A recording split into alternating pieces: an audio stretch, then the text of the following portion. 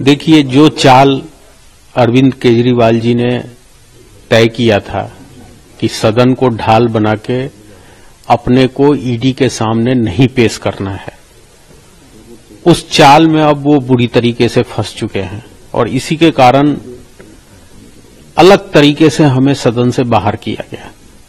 मैं तो आज आपको इतना ही कहना चाहूंगा कि असत्य पे सत्य की जीत है। जो केजरीवाल जी बार बार कहते हैं कि मुझे ईडी परेशान कर रही है, मुझे एलजी परेशान कर रहे हैं, मुझे भारत सरकार परेशान कर रही है, मुझे काम नहीं करने दे रही है, उनको भाजपा के विधायकों से सीखना चाहिए। जब हमें अलोकतांत्रिक तरीके से सदन से बाहर किया गया तो हम न्याय के मंदिर में गए और अपने पक्ष में न्याय लेके आए हैं। केजरीवाल जी क्यों नहीं जा रहे कोर्ट?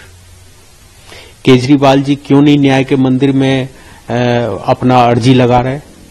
तो उनको भाजपा विधायक से सीखना चाहिए और जिस प्रकार से भाजपा विधायकों ने लोकतांत्रिक तरीके से अपने मांग को रखा और न्याय लेके आए हैं, वैसे ही केजरीवाल को भी।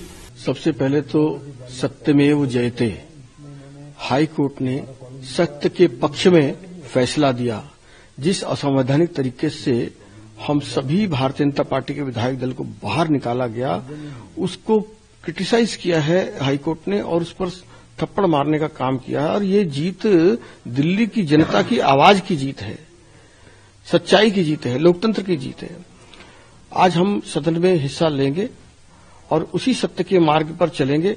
दिल्ली की जनहित की जो आवाज है वो उठाएंगे और बजट भाषण में भी जो कमियां हैं बजट में उसको भी उजागर करेंगे और निश्चित रूप से जो एक दमनकारी और अहंकारी सरकार है इसका हम कड़ा प्रतिरोध करेंगे। निश्चित रूप से क्या मुद्दे उठाएंगे? निश्चित रूप से जिस प्रकार से सदन से हमको बाहर किया, ये सिर्फ सरकार को बचाने के लिए किया। केजरीवाल की जो गिरफ्तारी का था उसके डर के कारण हमको बाहर किया गया। लेकिन आज कोर्ट ने जिस प्रकार का फैसला दिया वो ऐतिहासिक फैसला है, ऐसा मैं मानता हूं। ऐतिहासिक फैसले के कारण ही सरकार के मुंह पे एक तमाचा लगा है। और जहां तक रही बजट की बात, निश्चित रूप से बजट के अंदर हम पार्टिसिपेट करेंगे, सरकार की पोल खोलेंगे, सरकार की नाकामियों को गिनाएंगे, सरकार को बताएंगे कि बजट, पिछले बजट और इस बजट में जो आपने बजट को कम किया है, वास्तव में वो चिंता का विषय है। दिल्ली में विकास नाम की कोई चीज नहीं है।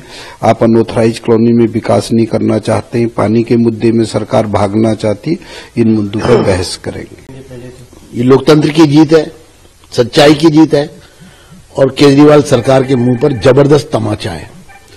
जिस तरह सदन के अंदर प्रश्नकाल की हत्या की गई, जिस तरह से 20 दिन तक विधानसभा के चुने हुए सदस्यों को, विधायकों को सदन से बाहर रखा गया और अंततः अदालत ने अपने आदेश में इस प्रस्ताव को एक प्रकार से, मैं अगर ये कहूं कि अनैतिक या असंवैधानिक, तो अतिशयोक्ति नहीं होगा। तो एक असंवैधानिक प्रस्ताव के माध्यम से चुने हुए विपक्ष के 7 विधायकों को सदन से बाहर कर देना और वो भी अनिश्चित काल के लिए, ये षड्यंत्र के से ज्यादा और क्या हो सकता है आम आदमी पार्टी का? मुद्दा है कि ईडी भ्रष्टाचार के मामले में केजरीवाल क्यों भाग रहे हैं।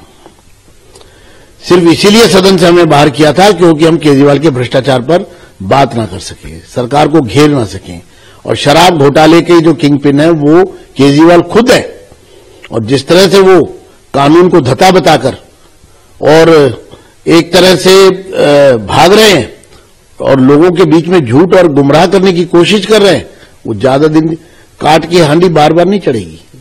जो लगेंगे उतनी बार लोग ये पूरी तरह समझ जाएंगे कि ये पूरा का पूरा मामला, ये दाल में काला नहीं है, पूरी दाल काली है। बजट आपने देखा और बजट पेश हुआ, उसमें नहीं थे आप लोग, लेकिन चर्चा अभी चल रही है, तो क्या आज इसमें शामिल होंगे और क्या कुछ मुद्दे उठाएंगे बजट से जुड़े? निश्चित रूप से हम बजट चर्चा में भाग लेंगे, सरकार की पोल खोलेंगे और ये सरकार जो सैलरी तक नहीं दे पा रही है अपने स्टाफ को।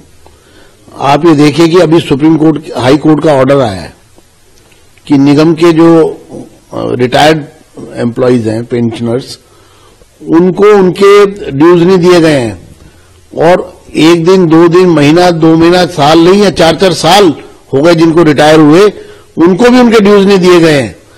आखिर वो अपनी जिंदगी में, अपने जीवन काल में वो अपने ड्यूज पाएंगे कि नहीं, इसकी चिंता नहीं है सरकार को। लेकिन सरकार जिस तरह से एक गैंग की तरह चलाई जा रही है, इसका हम विरोध करेंगे।